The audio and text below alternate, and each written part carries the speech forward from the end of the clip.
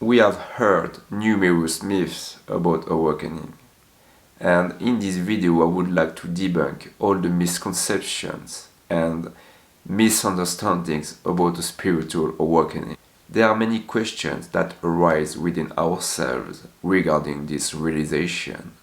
We hear a lot of things on the internet, but how can we truly know what awakening is? What is it like? Is it scary? Is it the end of problems in this human existence after having this awakening? Is it the end of the ego? Do we no longer experience emotions? Or are we in a constant state of mindfulness, sitting in lotus position all day long? Throughout this video, I will address these existential questions and misconceptions based on my own experience. So, what is awakening? Awakening is the simple realization of recognizing what we fundamentally are beyond every thought, idea, or belief about ourselves. It's that simple. And there are somehow many ways to realize our true nature, so to speak. It depends on traditions we follow, the master we follow, or the practices our heart gets us towards. Ultimately, it's a path of love. It's a path of unity, which leads to one singular source referred to as consciousness, God, divine presence. You can call it whatever you like. I want to emphasize that there is nothing frightening about being awakened. Despite common beliefs, awakening isn't inherently scary. Rather, it's often portrayed as such. People may feel losing their identity, friends, distancing from their family, believing they will no longer find pleasure in life. After this shift, everything is possible, but it's a fact that there is nothing scary about awakening to what you are. Because you are already that. It's simply a reminder, or one could say, a recognition of your pure being, which is already known. How could recognizing your true essence be scary? Perhaps for the ego. That might be a kind of shock to it. But it's a wonderful and liberating shock. It's not a kind of losing identity. There is still a sense of this individual self to interact with people.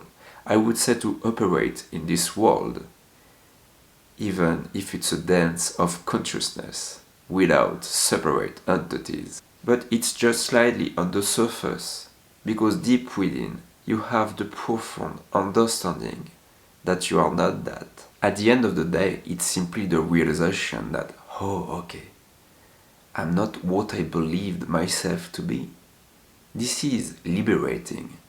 This is what we all seek, to realize that we are not defined by this finite mind with its limited beliefs and conditioned patterns, that we are not separated from others. Rather, we are boundless, we are infinite, we are colorless, and we all share this divine presence. Nonetheless, this human life continues after this realization.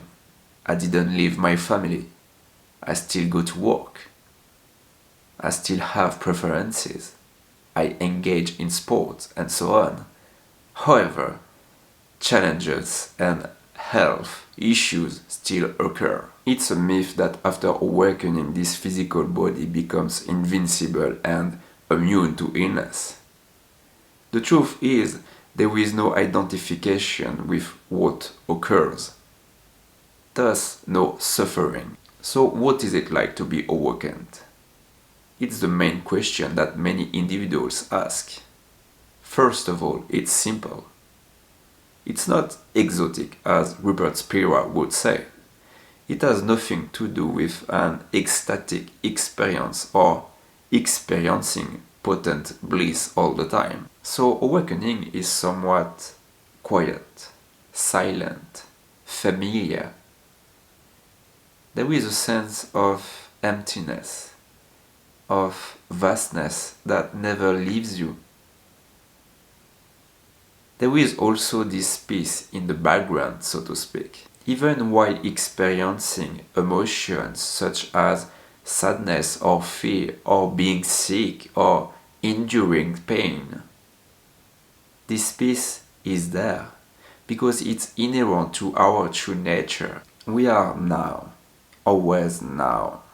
What I mean by that is that there is only what exists in my field of consciousness, which is the only thing that exists. Since this realization, it's as if propelling myself to the past or future requires effort. The mind has become a tool rather than burdensome weight. This is how it is experienced here. And when we recognize this aliveness, this beingness in ourselves, we then recognize it in every form. It's not just a matter of mind understanding, it's something profound that I couldn't explain. It's beyond any understanding. It's, I would say, evident. I would like to say that any added values to awakening are completely false. We all attempt to explain the inexplicable with words. But awakening is wordless. It's prior to the arising of words. It's prior to everything. Sometimes, as I explained in other videos, I could get caught up by old negative thought patterns that arise. There is no suffering in relation to these inner manifestations because there is no identification with a personal I, with the famous phrase, egoic phrase, why me? Why did it happen to me? But it could still be, I would say, uncomfortable or unpleasant. I truly understand that it's part of this unfolding towards God.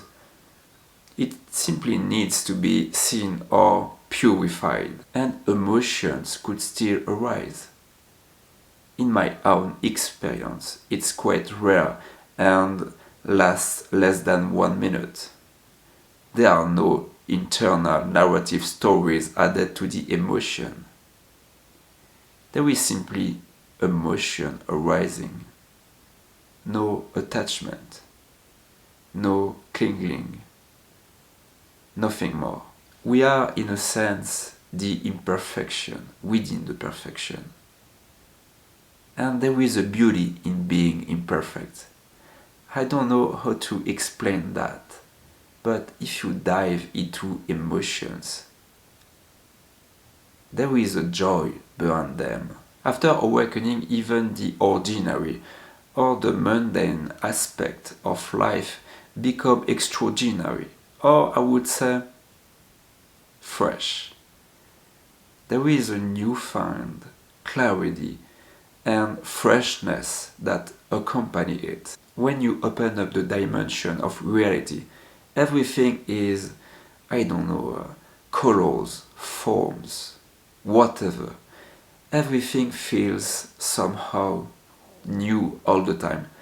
That's why you, in a way, rediscover the beauty of life again. And desire could still surface, but it's not a desire from the egoic perspective that would somehow fulfill us until we haven't achieved it. There would be a sense of incompleteness, of unhappiness. Whether we have it or not, it's all the same. Because desire won't change anything about what we truly are. Because happiness doesn't depend on external events. Happiness and wholeness are inherent to our true nature and cannot be altered.